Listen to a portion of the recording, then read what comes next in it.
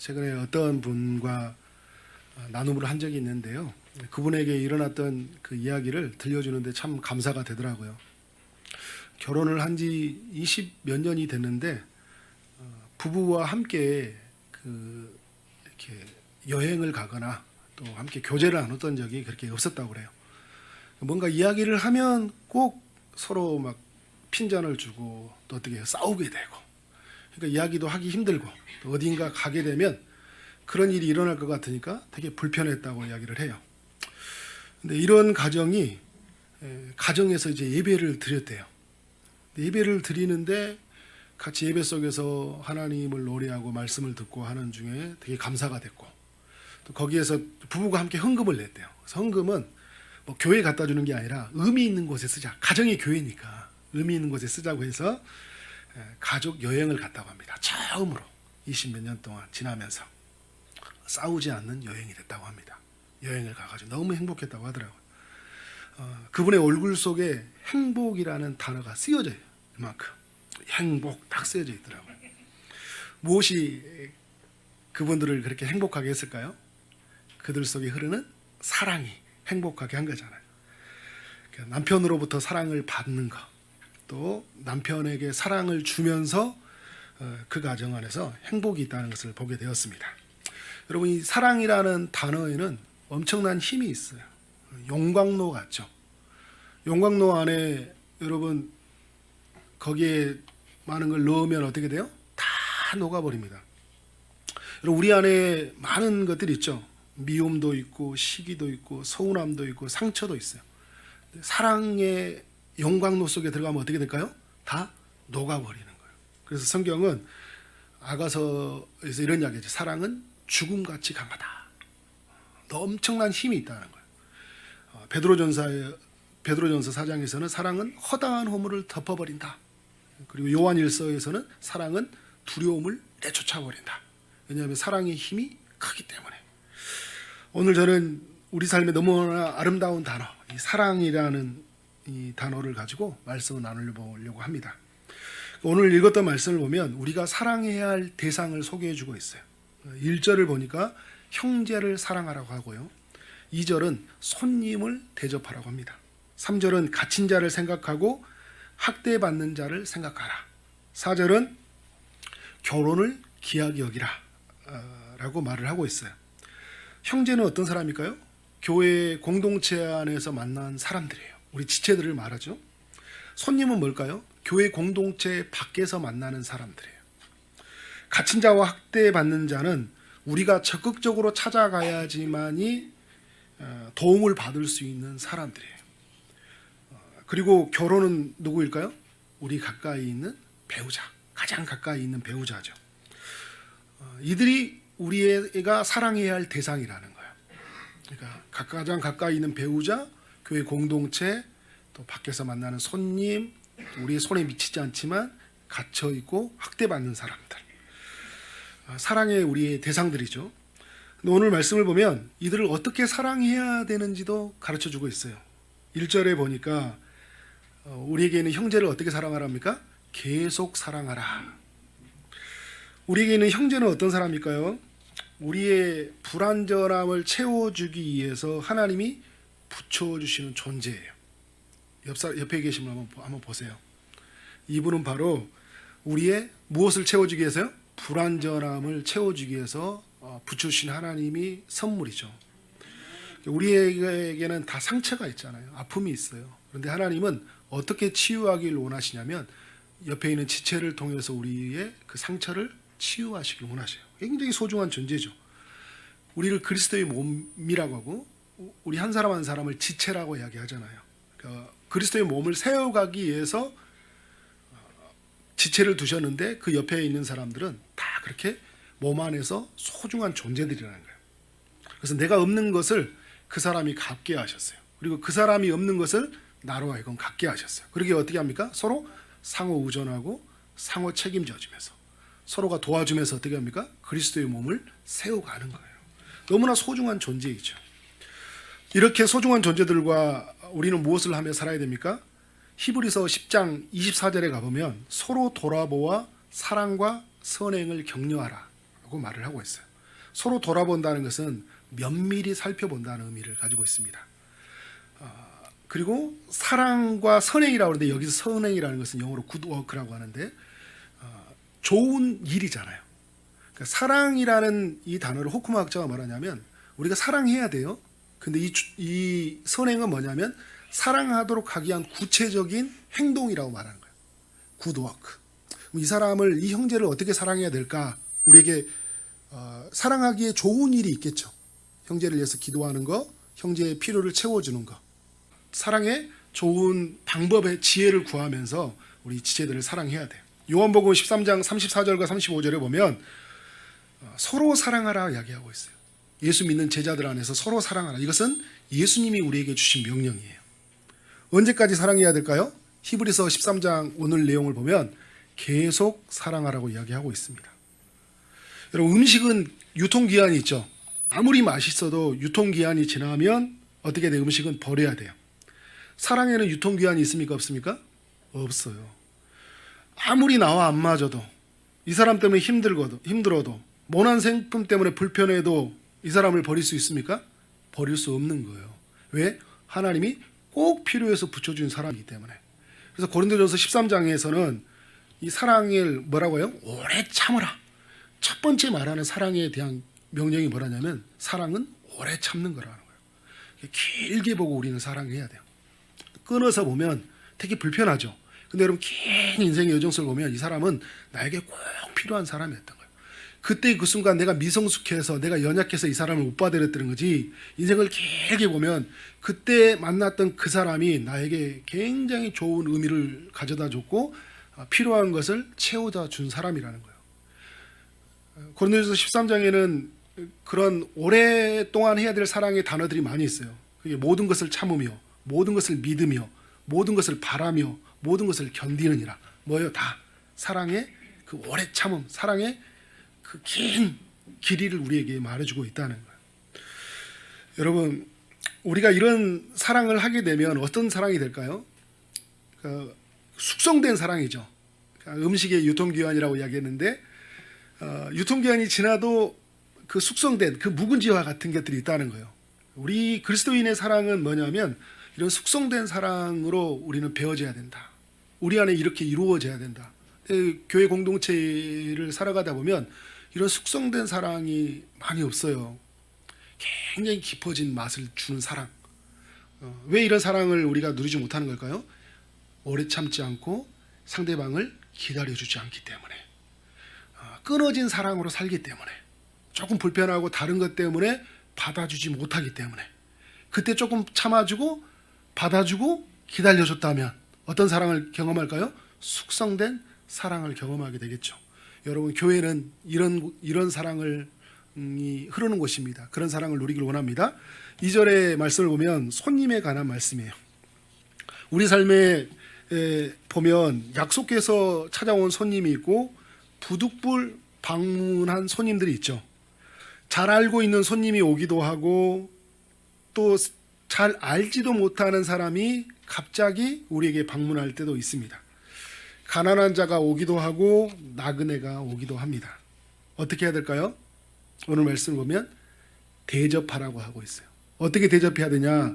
아브라함의 이야기를 우리에게 소개해주고 있습니다. 부지 중에 어떻게 합니까? 천사들을 대접한 이들이 있었느니라. 그러니까 창세기 18장에 그 아브라함의 이야기를 우리에게 들려주고 있는 거죠. 아브라함이 그 뜨거운 대낮에 천사들이 그의 집에 방문하잖아요. 천사들이 방문한다는 것을 알았을까요? 아브라함은 자기에게 찾아오는 손님을 천사라고 해서 받아준 게 아니라 그를 천사처럼 받아준 거예요. 천사가 왔지만 하나님처럼 받아준 거죠. 달려나갔다고 합니다. 몸을 땅에 굽혀서 영접을 했다는 거예요. 상대방을 지극히 높여준 거예요. 발을 씻도록 물을 가져다 주고 나무 아래에 쉬게 했습니다. 배가 너무 고플 것 같아서 지금 오자마자 시장하니까 어떻게 합니까? 떡을 조금 먹게 했어요. 떡을 조금 먹게 한 다음에 그 다음에 한 건 뭐냐면 고운 가루를 가져다가 반죽을 하여서 떡을 만들고 가축대에 있는 곳으로 달려가서 기름지고 좋은 송아지를 잡아서 대접해 주었어요. 왜 이렇게 여러분 대접해 주었을까요?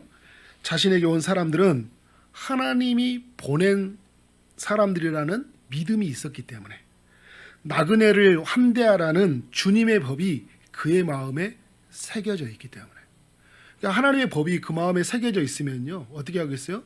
내게 찾아온 사람이 우연이 아니라고 생각하고 극진하게 대접할 수 있는 거잖아요. 신약과 연결해 본다면 지극히 소자에게 한 것이 곧 주님에게 한 것이잖아요. 이게 한 사람에게 섬기는 것은 주님에게 한 것이라는 그런 믿음이 있었기 때문에 대접할 수 있는 것이죠. 그리고 자신에게 있는 모든 것, 살찐 송아지, 그리고 고운 가루, 그리고 떡 이런 모든 것은 자기 것이 아니고 하나님께서 내게 주신 것이라는 것을 믿음이 있었기 때문에 먼저 주셔서 어떻게 합니까? 내가 먼저 누리게 하고 그것을 대접하도록 하나님이 일하셨다. 이런 믿음이 있었기 때문에 대접한 거죠. 그리고 무엇보다 자신도 어떤 사람입니까? 이 땅에 살아가는 나그네잖아요. 나그네로서 수많은 사람들로 하여금 하나님의 그 대접의 손길을 경험한 사람이에요. 아브라함은 갈대아 우르에서 갈 바를 알지 못하고 어디 땅에 왔습니까? 가나안 땅에 왔잖아요. 나그네예요. 근데 하나님이 각 사람을 사용하셔서 어떻게 합니까? 이 땅에서 머물게 하셨잖아요. 수많은 사람들이 자기에게 환대해 줬어요. 도움의 손길을 주었어요. 대접해 주었거든요. 이런 은혜를 경험한 사람이에요. 이런 은혜를 경험했기 때문에 어떻게 합니까? 자기에게 찾아오는 손님을 대접하는데 극진히 대접했다. 이와 같이 오늘 우리도 우리에게 찾아오는 사람을 대접해야 되는 줄 믿습니다. 오늘 우리 교회에 처음 오셔서 찾아오는 손님이 있어요. 또 갑자기 우리에게 찾아오는 손님이 있어요. 주님을 대하듯이 따뜻하게 최고의 섬김으로 우리가 사랑하는 여러분 되기를 원하고 또 한 주 동안 살아가는 동안 또 우리 거래처에서 오는 손님들 주변에서 만나는 손님들 한 사람 한 사람 어떻게 될까요? 주님 대하듯이 그런 섬김을 흘려보내기를 원합니다. 3절은 갇힌 자와 학대받는 자를 향한 사랑인데요.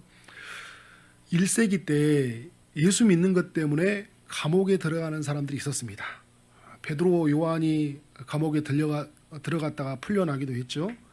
바울이 감옥에 들어가기도 했어요. 신라와 함께 들어가기도 했고 또 바울은 계속 그 로마의 여정 속에서 감옥살이를 해야 했어요. 수많은 사람들이 감옥에서 삶을 살아야 되는데 당시의 감옥은 너무 열악해가지고요.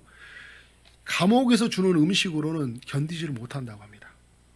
추위를 견뎌낼 만한 난방 시설도 없어요. 필수품이 없습니다. 지금처럼 여러분 인권이 많이 강조되는 시대에서 감옥에 들어가도 최소한 것들을 공급해 주잖아요. 그때는 그런 게 거의 없었다고 하는 거예요. 그래서 성경에 보면 그 빌립보서나 이런 성경에 보면 바울이 빌립보 성도들에게 감사할 때 보면 감사한 게 뭐냐면 자신들이 감옥에 있을 때 도움을 줬던 것들에 대해서 감사를 해요. 누군가가 필수품을 보내줘야 되고 누군가가 음식을 보내줘야 돼요. 근데 여러분 이렇게 복음 때문에 갇힌 자도 있었고 또 복음 때문에 학대받는 자들도 있었죠.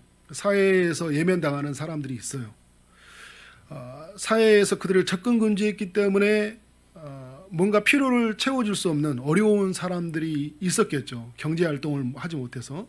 또 그 사회의 그런 불합리한 구조, 힘으로 다스리는 이 시대의 구조 속에서 어떻게 해요? 힘없는 사람, 가난한 사람들이 주변에서 학대를 많이 받고 있어요. 이분들은 누군가가 도움을 줘야 되지만이 되는 거예요. 여러분 우리가 가만히 있으면 그들에게는 필요가 하늘에서 떨어지질 않아요. 까마귀가 먹이를 물고 가서 떨어뜨리지 않는다니까요. 하나님은 우리가 까마귀가 되기를 원하는 거예요. 우리가 까마귀가 되어서 그들에게 필요를 전달하는 거죠. 지금 이 시대에 갇힌 자와 학대받는 자들은 누구일까요? 예수 믿는 것 때문에 박해받는 사람들이겠죠. 북한의 지하에서 예배하는 사람들일 수 있고요. 또 중동과 여러 나라에서 예수 믿는 것 때문에 핍박받는 사람들, 그래서 필요를 공급받지 못하는 여러 사람들이 있을 것이고 또 우리 가까이에는 학대받는 사람들이 있겠죠. 힘의 어떤 굴복당해서 아무것도 할 수 없는 사람들이 우리 주변에 있어요. 그런 사람들 어떻게 합니까? 적극적으로 찾아가야 돼요. 우리의 지갑을 열어야 돼요. 우리의 시간을 써야 돼요. 찾아가고 도와줘야 됩니다. 그래서 특별히 겨울이 되었을 때는 추위가 있기 때문에 우리 주변에 있는 사람들 특별히 더 살펴보고 또 우리 선교사님들 지금 코로나 이후에 사역이 너무 어렵다고 하니까 선교지를 살펴보고 우리가 이제 정기적으로 우리 교회에서 또 후원하고 있지만 지난번에 나누어져 있는 돈 그리고 또 성탄절에 들어온 여러 헌금들을 모아서 특별히 우리 선교사님이나 이런 분들을 좀 주변에 있는 분들을 더 살피는 우리 교회가 되었으면 좋겠습니다. 네, 이들을 돌보라 이야기를 하고 있어요. 사랑과 선행으로 격려해야 돼요. 사랑을 가지고 구체적인 어떤 그런 우리의 모습이 있잖아요. 어떻게 사랑해야 되지? 어떻게 어떤 방법으로 이 사랑을 전할 수 있을까라는 우리의 고민이 있고 우리의 기도가 있고 우리의 실천이 있어야 되겠죠. 4절은요. 가장 가까이에 있는 배우자를 향하는 말씀이에요. 어떻게 하라고 합니까? 결혼을 귀하게 여기라는 거예요. 귀하다라는 단어는 헬라어로 명예로운, 귀중한, 존경받는 의미를 가지고 있어요. 결혼을 명예롭게 하고 존경받을 만한 것이 되도록 어떻게 하는 거예요? 결혼을 유지하라는 거예요. 여러분 이 굉장히 귀하다라는 언어가 굉장히 우리에게 의미를 많이 주고 있어요. 상대방이 어떻게 합니까? 왜 귀한 존재예요? 결혼한 상대방은 몸이에요. 우리가 한 몸이잖아요. 내 몸이 귀한 것처럼 내게 있는 배우자는 어떤 사람이에요? 굉장히 귀한 사람이에요. 소중하게 다뤄야 돼요. 유리처럼 다뤄줘야 돼요. 유리의 아름다움을 유지하면서 유리가 깨지지 않도록 어떻게 될까요? 상대방에 대해서 함부로 말하지 않고 함부로 행동하지 않아야 돼요. 가장 가까이 있는 사람이기 때문에 어떻게 합니까? 나를 너무 잘 알고 있거든요. 나의 약한 부분, 나의 수치, 나의 부족함. 그런데 우리가 어떻게 살아가냐면 나를 잘 모르는 사람이 있으면 내가 들키는가 두려워서 조심하거든요. 너무 잘 알기 때문에 함부로 하는 거예요. 그래서 막 함부로 말하고 함부로 행동할 때가 있어요. 귀하게 여겨야 돼요. 하나님이 우리를 귀하게 여기셔야 돼요. 하나님이 우리를 너무 잘하신다고 해서 우리를 함부로 대하지 않잖아요. 어디 다니는 축구공처럼 빵빵 차버리지 않아요. 하나님은 우리를 유리공처럼 깨질 것 같아서 조심스럽게 다루잖아요. 그러니까 우리에게 남편들, 아내들, 자녀들 어떻게 할까요? 부모를 조심스럽게 해야 돼요. 가장 중요한 것이 뭐냐면 언어예요. 잘 우리에게 있는 이 언어를 담아서 어떻게 할까요? 소중하게, 귀하게 여겨줘야 된다는 거죠. 그런 면에서 우리에게 이런 것이 필요하다. 고린도전서 13장 아까도 말했지만 사랑은 오래 참고 사랑은 온유하다 두 번째 나오잖아요. 온유라는 이 단어가 영어로 보면 kind라고 그래요. Love is kind. 사랑은 뭐다는 거예요? 친절하다는 거예요. 예수 믿는 사람들이 좀 친절해야 돼요. 근데 예수 믿고 나는 시간이 지날수록 갈수록 사나워질 수 있어요. 내 마음대로 해야 돼. 내 마음대로 내 생각대로 들어오지 않으면 화가 나. 화가 난 걸 어떻게 해요? 어려운 사람, 불편한 사람들한테는 내가 하나면 내가 들킬 것 같은 게 참다가 가장 편안한 사람한테 어떻게 된 거예요? 막 감정을 표현해 버려요. 그러면 가장 가까이 있는 사람이 내 몸이기 때문에 어떻게 된 거예요? 상처를 받는 거예요. 소중하게 다뤄야 됩니다. 저부터 결심해야 돼요. 저희 아내가 없는데 반성하고 있습니다. 소중하게. 오늘 여러분들 말씀이 보니까 제가 히브리서 말씀을 묵상하다 너무 감사한 게 뭐냐면 사랑의 방해꾼이 있다라는 것인 거예요. 여러분 사랑하지 못하도록 하는 방해꾼이 있어요. 3절에 보니까 2절에 보니까요. 손님 대접하는 것을 무엇하지 말라고 하는 거예요? 잊지 말라고 하자는 거예요. 근데 우리는 어떻게 될까요? 잊어버리잖아요. 우리도 나그네였고 우리도 대접받았고 우리도 누군가로부터 생각하는 존재가 되었고 누군가가 필요를 전달해 주는 그런 존재였는데 어떻게 해요? 우리는 잊어버릴 때가 있어요. 우리를 여러분 대접하는 손길이 얼마나 많이 있어요. 하나님이 큰 손을 펼치셔서 수많은 사람을 동원해서 우리를 하나님이 대접하시잖아요. 근데 우리가 잊어버려요. 또 우리 주변에 있는 사람들이 우리에게 대접했던 걸 잊어버리고 사는 모습이 있다라는 거예요. 3절에 보면 너희도 갇힌 자같이 갇힌 자를 생각하라. 우리가 어떤 사람이었다는 거예요? 갇힌 자였다는 거예요. 우리는 죄에 갇힌 자였잖아요. 이 세상에 갇힌 자였거든요. 우리도 여러분 갇혀 있을 때가 있었고 그래서 그 얼매에 있는 것 때문에 얼마나 답답하고 힘들었어요. 그러면 지금 갇혀 있는 자를 생각하는 것은 당연하다는 거잖아요. 뭘 잊어버린 거예요? 내가 갇혔던 때를 잊어버린 거예요. 너희도 몸을 가졌은즉 학대받는 자를 생각하라. 우리도 몸을 가졌으니까 학대받는 게 얼마나 고통인지 알잖아요. 제 그 초등학교 때 지금도 잊지 못해요. 동네 형이 방위 훈련 사주 받고 와가지고 저희 동네 집으로 불러 모아서 밤 12시부터 새벽 6시까지 자기가 받았던 방위 훈련을 특전사처럼 우리를 시켰어요. 나중에는 알고 보니까 방이 나왔다. 저는 어디 해병대 나온 줄 알았어요. 6시까지 그 온산 폭격에 그 머리를 받고 두 발 듣고 땅에 넘어 땀이 바닥에 많이 범벅이 됐어요. 머리를 박으면 머리 미끄러져요. 그 발로 밟고 막 때리고 차고 그 옷값발로 있잖아요. 들어와가지고 신발 신고 들어와가지고 우리 방에 들어와가지고 엄청난 학대를 그 군대 갔다 온 형이 우리 초등학생들 잡아놓고 엄청나게 고문을 했어요. 그런데 그때 생각하면 막 제가 와 나중에 근데 시골 내려가면 그 형이 있을까 지금도 두려운 거 있죠. 얼마나 저에게 공포를 주었으면. 여러분 우리도 학대받는 게 얼마나 힘들어요, 그죠? 그런데 정신적으로 여러 사회 시스템 안에서 힘에 의해서 굴복당한 이런 사람들 많이 있잖아요. 그런 사람들 어떻게 해야 돼요? 우리가 돌아와야 된다. 그들을 생각해야 된다. 근데 우리는 어떻게 해야 돼요? 잊어버려요. 그래서 사랑의 방해꾼 두 번째가 뭔지 아세요? 나만을 생각한다는 거예요. 나의 안이 내가 살아가는 삶의 어떤 그런 치해지는 것들, 얻어지는 것들 이것만 생각해요. 내가 아픈 것만 생각해요. 다른 사람이 아픈 걸 생각을 하지 못합니다. 내게 없는 것만 생각해요. 다른 사람이 나보다 없는 것 때문에 더 힘든 걸 생각하지 못해요. 그래서 여러분 사단은요 계속 나를 향하게 돼요. 그래서 그 출애굽기에 보면 우상을 만들지 마라 할 때 너를 위하여 우상하지 만들지 마라고 그래요. 너를 위하여. 무슨 말이에요? 내가 우상이 되지 말라는 거예요. 근데 우리가 많은 사람들이 나만을 생각한다. 이게 사랑의 방해꾼이 나예요. 나를 굉장히 추가해요. 야 너도 힘들잖아. 너도 지금 돈이 없잖아. 너 그렇게 살면 너 망하잖아. 계속 어떻게 돼요? 긴장하게 만들어요. 나에 대해서. 너 그러다 죽어. 그러니까 누구를 돌아볼 틈이 없는 거예요. 사랑의 방해꾼의 세 번째는 뭐냐면요. 만족하지 못한다는 거예요. 누구를 만족하지 못할까요? 결혼한 배우자에게 만족하지 못해요. 그래서 여러분 우리가 만족하지 못하니까 내게 있는 가장 소중한 사람을 귀하다라는 것을 잊어버리는 거예요. 하나님이 나에게 꼭 필요한 사람을 막 붙여주셨는데 이 사람이 내가 원하는 걸 하지 못했기 때문에 만족하지 못하는 거예요. 그러니까 어떻게 되는 거예요? 상대방에 대해서 기쁨을 못 누리는 거잖아요. 상대를 만족해야 돼요. 이게 굉장히 큰 방해꾼입니다. 그러니까 우리가 가정을 깰 때요. 이 사단은 그 배우자의 부족한 부분을 계속 드러나게 합니다. 근데 여러분 하나님의 성령은 뭔지 아세요? 그 배우자가 내게 주셨던 걸 계속 생각나게 해요. 하나님의 성령이 충만해 있으면 좋은 걸 생각한다니까요. 근데 육으로 충만하면 사단이 주는 걸 충만하면 부족한 걸 생각해요. 그러니까 힘든 거예요. 그래서 이 사람이 귀한 존재가 아니라 가장 불편한 존재이고 가장 힘들게 만드는 존재예요. 이 사람 때문에 내 인생은 완전히 망가졌다.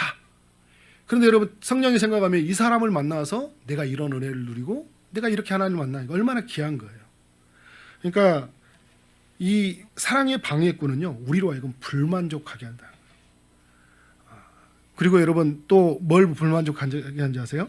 오늘 5절의 말씀을 보면 돈을 사랑한 줄 하지 말고 있는 말을 족한 줄 알라. 내게 있는 것에 대해서 불만족하게 만드는 거예요. 돈에 우리가 어떻게 됩니까?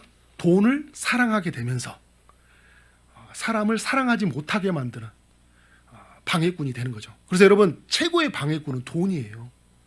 사람들이 이런 이야기 하잖아요. 목사님 돈 때문에요 우리의 관계가 깨졌어요. 돈 때문에 부부의 관계도 깨졌고 자녀와의 관계도 깨졌어요. 우리 부모와의 관계도 깨졌어요. 우리 저희 이웃들 주변에 있는 사람들과 돈 때문에 다 깨졌어요. 여러분 생각해 보세요. 돈이 없어서 깨어졌을까요? 돈을 우리가 사랑하면서 깨진 거예요. 돈을 사랑하지 않았다면 깨어지지 않아요. 돈 없어도 충분히 사랑이 된다니까요. 여러분 예수님과 제자들과 관계를 보세요. 특별히 가룟 유다의 관계를 봐보세요. 왜 깨졌어요? 돈이 없어서 깨졌어요? 가룟 유다가 예수님과의 관계가 돈을 사랑하면서 관계가 깨어진 거잖아요. 우리도 마찬가지예요. 돈을 사랑하면서 관계가 깨어진 거예요. 교회도요. 교회가 돈을 사랑하면 우리 관계는 깨어져요. 목사가 돈을 사랑하잖아요. 여러분과 관계가 깨어집니다. 가정도 마찬가지예요. 돈을 사랑하면 관계가 깨어져요.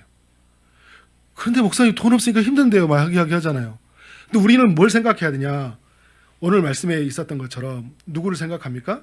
오늘 말씀에 그가 친히 말씀하시기를 내가 결코 너희를 버리지 아니하고 너희를 떠나지 아니하리라. 누구를 생각합니까? 우리 가운데 함께 하시는 예수님을 생각하게. 6절에 보면 그러므로 우리가 담대히 말하되 주는 나를 돕는 이시니라. 주님이 나를 도와주시기 위해서 오셨다는 거예요. 내 안에 오셨고요. 우리 가정에 오셨고 우리 교회 가운데 오셨다는 거예요. 그러면 어떻게 한다는 거? 주님이 때를 따라 지난주에 말씀하셨죠. 돕는 은혜를 베풀어 주신다니까요. 우리에게 주머니에 돈은 없지만 모든 부와 기가 가지고 계신 주님이 계시잖아요. 엄마 카드처럼 주님이 가지고 있잖아요. 그래서 저희 딸 하원이도 아빠 카드 줘. 그러면 갑자기 막 지난주에 갔더니 과자를 막 잔뜩 사왔어요. 아빠 카드를 가지고 야 이렇게 사오면 어떻게 하냐 했더니 그냥 편안하게 사오는 거예요. 목사님 그렇게 가정교육 시키면 안 됩니다. 이런 눈빛을 보이는데 무슨 말을 하려고 하는 거예요, 여러분? 하나님이 말씀하잖아요. 마태복음에서 무엇을 찾고 두드리고 하나님께 뭐 어떻게 해요? 찾고 구하고 두드리라 이야기하잖아요. 그럼 하나님이 찾아질 것이요 주실 것이다. 가장 좋은 것을 주신다 이야기하시잖아요. 하나님이 이런 분이셔요. 주님이 도와주시기 위해서 오셨다는 거예요. 그런데 이것을 잊어버리니까 어떻게 된 거예요? 있는 바를 만족하지 못하고 그래서 뭘 사랑하는 거예요? 주님이 아니라 누구를 사랑하는 거예요? 돈을 사랑하는 거예요. 만족하지 못하게 하는 이 사랑의 방해꾼을 어떻게 해야 될까? 우리가 제거해야 돼요. 근데 여러분 사랑의 방해꾼에서 아가서의 말씀에서 가져오 보면요. 방해꾼이 하나 또 있어요. 그건 뭐냐면요. 사소한 것들이에요. 그래서 아가서에서 2장에 보면 포도원을 허무는 작은 여우를 주의하라. 이게요. 그러니까 포도원은 곰이 와서 사자가 와서 무너뜨린 게 아니라 아주 작은 여우 있잖아요. 구멍을 살짝 뚫어놓고 들어와서 들어오는 작은 여우가 포도밭을 다 갉아먹어요. 그러니까 우리의 가정, 우리의 교회, 우리의 삶에서 사랑의 관계를 이루지 못하도록 하는 그 작은 거 있잖아요. 작은 것이 우리 전체를 무너뜨립니다. 그러니까 작은 언어들, 그리고 작은 우리 행동이 공동체, 우리의 가정을 파괴할 수 있다는 거예요. 그래서 우리 이 방해꾼이 들어오지 못하도록 우리는 어떻게 해야 될까요? 우리는 끊임없이 깨워서 기도해야 되겠죠. 우리를 돕는 이시고 우리를 완전하게 하신 이 누구를 바라봐야 될까요? 주님을 바라봐야 되는 거예요. 그래서 오늘 저는 이 두 가지를 알리고 여러분에게 말씀을 마무리하려고 하는데 첫 번째는 뭐냐면 우리가 받은 사랑을 기억하는 거예요. 사랑하기 위해서. 우리가 어떤 사랑을 받았습니까? 우리는 너무 큰 사랑을 받았어요. 너무 큰 사랑을 받았어요. 히브리서가 여러분 보면 사랑이라는 단어가 많지는 않거든요. 그런데 사랑이라는 엄청난 그 단어, 사랑이라는 것들을 주님이 그의 행동 속에서, 그의 일하심 속에서 보여주고 있어요. 속죄의 제물이 되셨다고 하잖아요, 예수님이. 나를 위해서 대신 죽었다는 거예요. 대신 구약에서는 짐승이 죽었는데 이 땅에 오셔서 주님이 우리를 대신해서 제물이 되었다는 거예요. 여러분 이보다 큰 사랑이 어디 있어요? 내가 죽어야 할 사형의 틀에 누가 들어간 거예요? 예수님이 대신 죽은 거예요. 나를 살리기 위해서 주님이 대신 죽으신 거예요. 이보다 큰 사랑이 어디 있어요?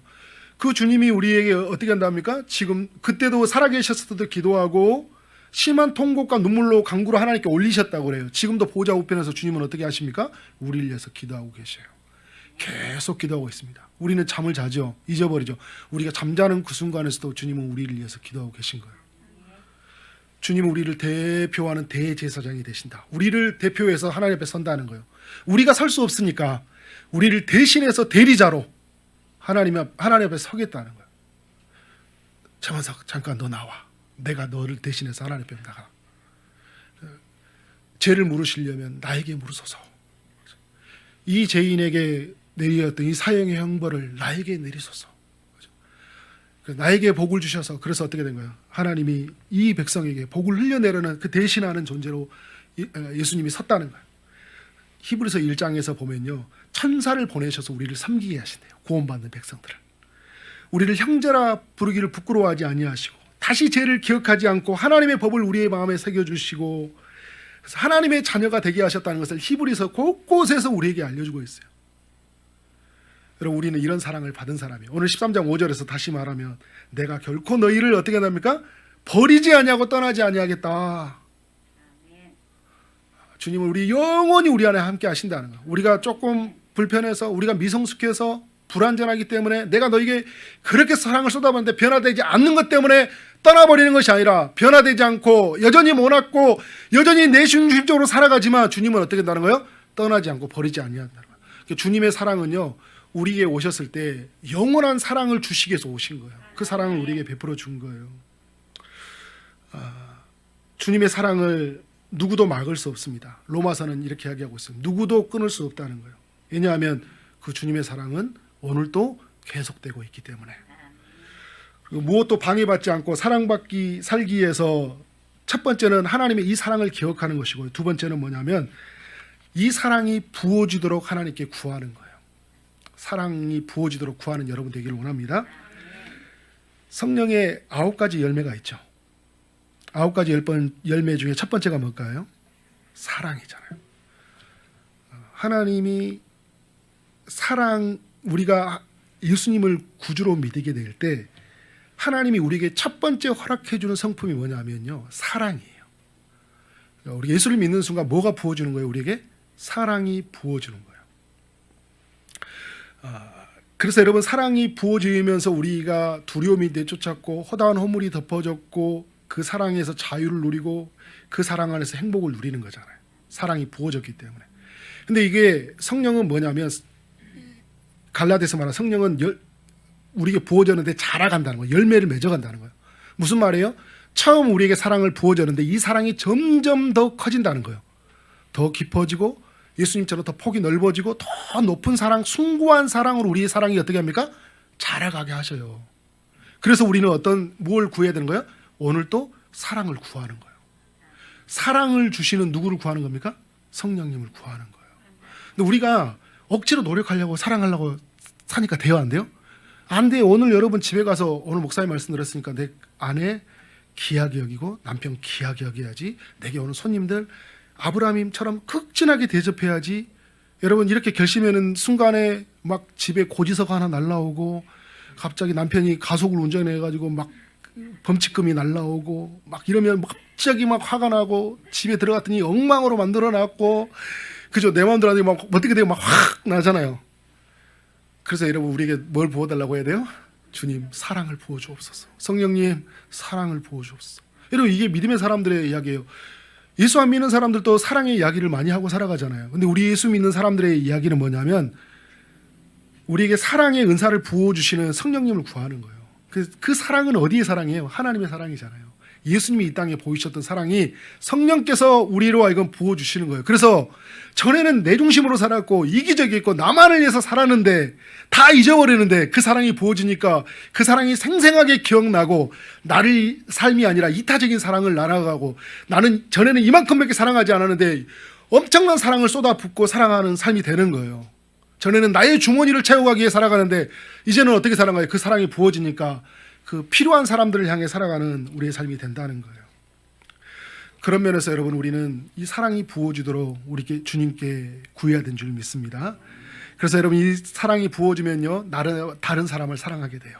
이 사랑이 부어지면요, 가장 가까이 있는 사람들을 사랑하게 되고요, 이 사랑이 부어지면 가장 내 옆에 있는 사람, 지금 내 옆에 있는 사람을 사랑하게 되고, 우리의 손에 미치지 않는 사람, 학대받는 사람, 갇힌 사람들을 사랑하게 되고, 지구촌 반대편에 있는 사람까지도 사랑하는 마음이 생기는 거예요.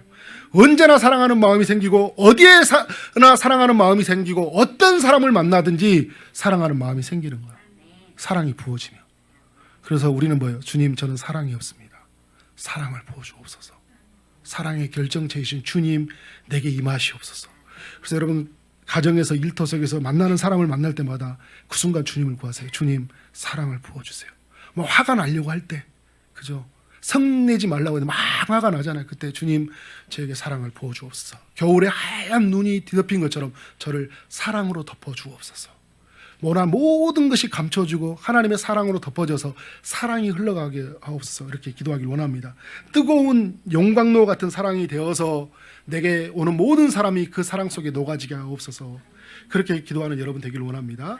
말씀을 마무리하도록 하겠습니다. 여러분, 사랑이 필요하지 않은 사람은 단 한 명도 없어요. 모두가 사랑이 필요합니다. 그래서 우리는 사랑해야 돼요.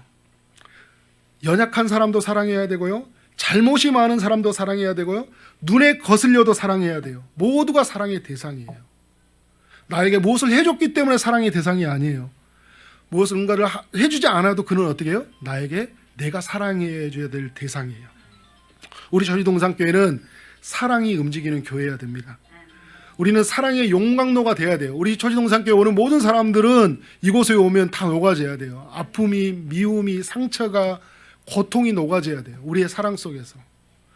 그런 축복의 통로들이 되어지기를 원합니다. 여러분 히브리서의 16절 말씀을 보고 이제 마무리하도록 하겠습니다. 16절 말씀 다 같이 한번 읽어볼까요? 시작. 하나님은 이 같은 제사를 기뻐하시니라. 아멘. 예수님이 오시기 전에는 어떤 제사를 드렸습니까? 짐승의 제사를 드렸어요. 근데 예수님이 어떤 제사를 드렸습니까? 자신의 몸으로 드려지는 속죄의 제사를 드렸어요.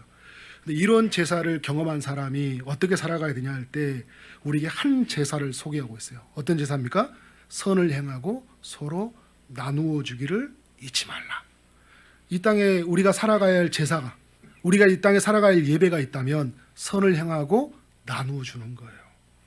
그래서 우리 주변에 만나는 모든 사람들에게 그렇게 우리가 사랑하며 살라는 거예요.